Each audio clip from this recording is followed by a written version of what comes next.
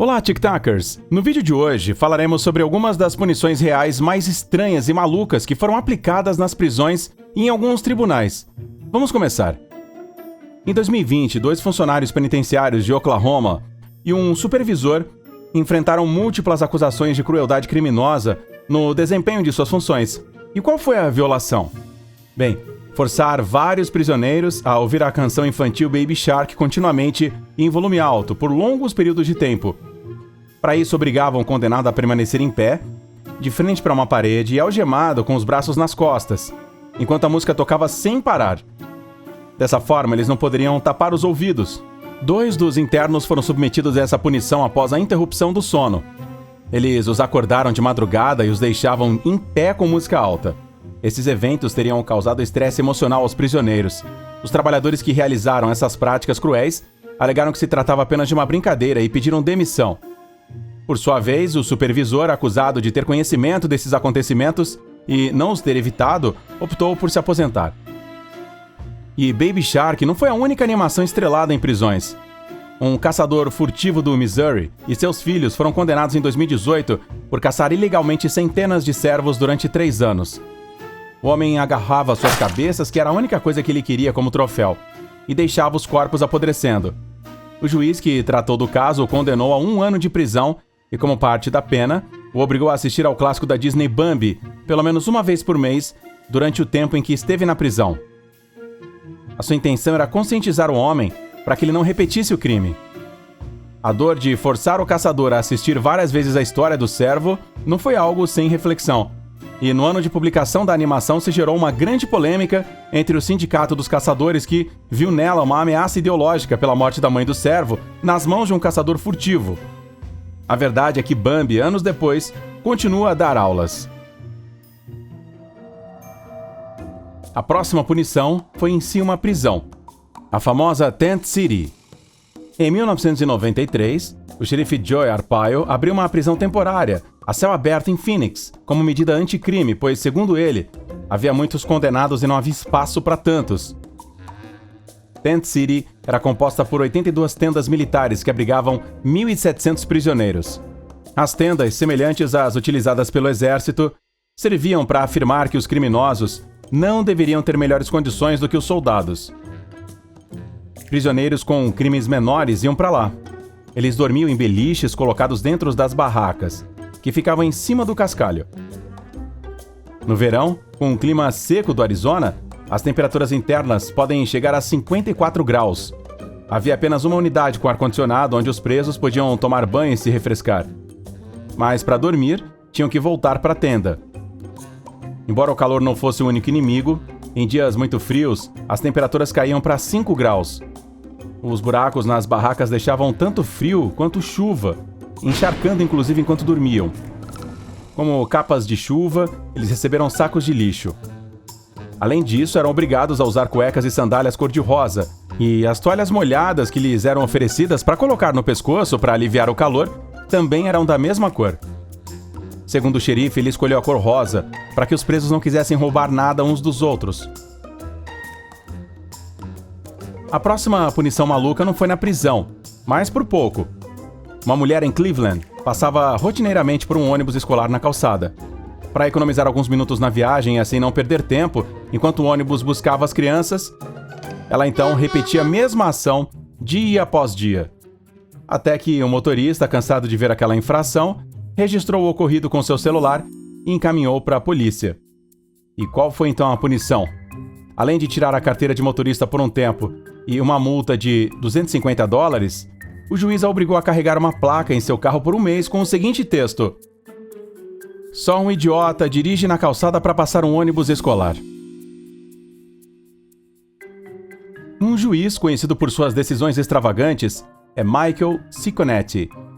Esse juiz, hoje aposentado, costumava punir pessoas que não tinham antecedentes criminais com punições que tivessem alguma semelhança com seu crime, de forma criativa e contundente. Foi o caso de um réu por insultar alguns policiais, os chamando de porcos após cometer uma infração de trânsito. O juiz decidiu que o seu crime não era suficientemente grave para o mandar para a prisão, mas o obrigou a ficar numa esquina movimentada com um porco de 170 quilos ao lado e uma placa que dizia: este não é um policial. Caso o crime envolvesse animais, o juiz, então, lhe deu um gostinho do próprio remédio, já que era, então, um grande defensor deles. Foi o que ele fez no caso de uma mulher que abandonou 35 gatinhos na floresta. Devido às baixas temperaturas, os gatinhos morreram, o que irritou o juiz. Depois deu à mulher a escolha entre passar 90 dias na prisão ou passar uma noite completamente sozinha e sem nada na mesma floresta. 14 dias de prisão domiciliar e uma série de doações para abrigos de animais. Suas duras palavras à acusada foram: "Você gostaria que eles o abandonassem em uma floresta? Você gostaria de ouvir guaxinins e coiotes na calada da noite? Sentir frio, fome e não saber quando será resgatada? Foi isso que você fez com os gatinhos e agora saberá como é." E nem todas as sentenças malucas terminam em prisão. Há algumas sentenças de juízes que oferecem as alternativas mais contundentes. Um fã de hip hop foi condenado à multa por tocar o hip hop constantemente alto demais no seu carro, incomodando as pessoas. O juiz que tratou do caso lhe ofereceu então uma redução da multa se passasse 20 horas ouvindo outros autores de música clássica, como Bach, Beethoven ou Chopin. Porém, o jovem durou aí apenas 15 minutos ouvindo música clássica. Argumentou que não tinha tempo para isso e decidiu pagar a multa. O objetivo da jurada não era mudar o seu gosto musical, como muitos de vocês podem estar pensando, mas o que ele buscava era obrigar o jovem a ouvir algo que ele não gostasse por bastante tempo, assim como acontecia com quem não queria ouvir a sua música quando ele tocava constantemente e em volume alto. Um dos juízes mais famosos da Espanha é Emilio Calatayud, conhecido como o juiz das sentenças exemplares. Uma das mais polêmicas foi imposta em 2017, a um menor que havia assaltado um salão de cabeleireiro. O jovem entrou no estabelecimento com a intenção de levar tudo o que pudesse. Ele forçou a abertura da persiana externa e quebrou o vidro da porta. E uma vez lá dentro, ele roubou os 600 euros em dinheiro que o proprietário guardava numa lata e um secador de cabelo avaliado em mais de 150 euros. A sentença dele foi fazer um curso de estilismo em 9 meses e passar em um exame. Mas esse exame não seria com um profissional da área, mas sim com o próprio juiz, que teria que cortar o cabelo de forma satisfatória. Se depois desse tempo ele não o fizesse bem, ele o acusaria de desobediência. O próprio magistrado lhe disse: "Só vou cortar o cabelo em junho, que é quando termina o curso. Então você terá que demonstrar as suas habilidades." O mesmo juiz também foi protagonista de outras sentenças extravagantes, como a condenação de um jovem de 17 anos por dirigir moto sem seguro. Após conhecer o seu grande talento para o desenho, foi condenado a investir 50 horas de trabalho para contar, por meio de uma história em quadrinhos, que fez a história aí do seu crime e como acabou recebendo a pena. A história em quadrinhos foi rapidamente entregue ao juiz, mostrando como a multa chegou à sua casa, a reação dos pais, o julgamento e suas conclusões. O juiz considerou que se o jovem refletisse sobre o que fez de errado, fazendo o que mais gostava, que era desenhar, aprenderia melhor a lição, e não com uma multa que seus pais pagariam, e ele não se importaria. Entre suas outras frases engenhosas, está a de condenar um hacker a dar 100 horas de aulas de informática para outros jovens. O seu cibercrime foi cometido quando o jovem tinha 17 anos, pelo seu computador de casa. Ele conseguiu entrar no disco rígido de várias empresas e causou danos avaliados em 2.000 euros. O juiz decidiu que a sua habilidade com computadores deveria ser explorada para o bem e não para o mal. Então o libertou com a condição de que ensinasse outros garotos. O juiz espanhol também obrigou o menor a passar 100 horas patrulhando com um policial local por dirigir de forma imprudente sem carteira de motorista. E outro foi condenado a trabalhar alguns dias com os bombeiros, depois de ter queimado vários caixotes de lixo. No caso de um menor que foi julgado por dirigir embriagado, ele foi obrigado a passar várias horas na unidade de paraplegia com os pacientes e seus familiares, até para comparecer à cirurgia de uma pessoa que sofreu um terrível acidente de trânsito. Algumas lições engenhosas, não só sobre o que é legal e o que não é, mas também algumas lições de vida valiosas para esses menores. Quanto às punições por embriaguez, não é algo que só acontece hoje. No passado eram impostas sanções às pessoas que bebiam demais.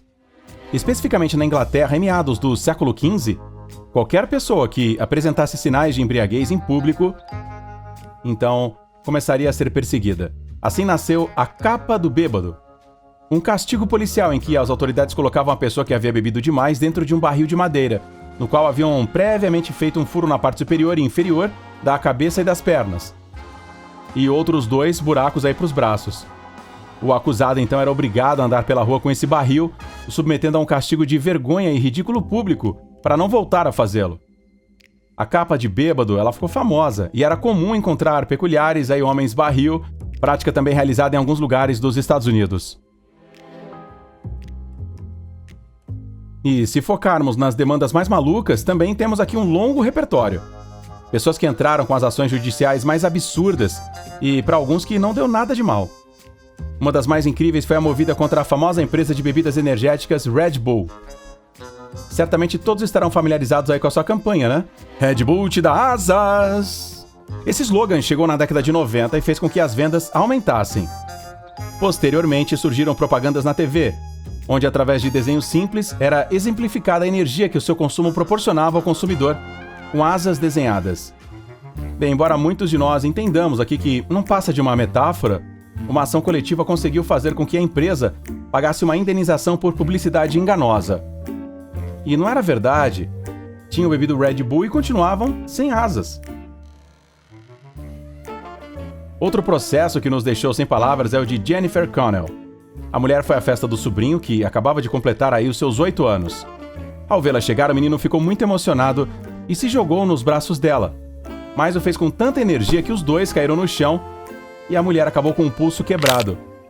Aí, neste ponto, temos um triste incidente que poderia permanecer uma anedota, mas se o contarmos aqui pra vocês, é claro, a história não poderia simplesmente terminar aqui.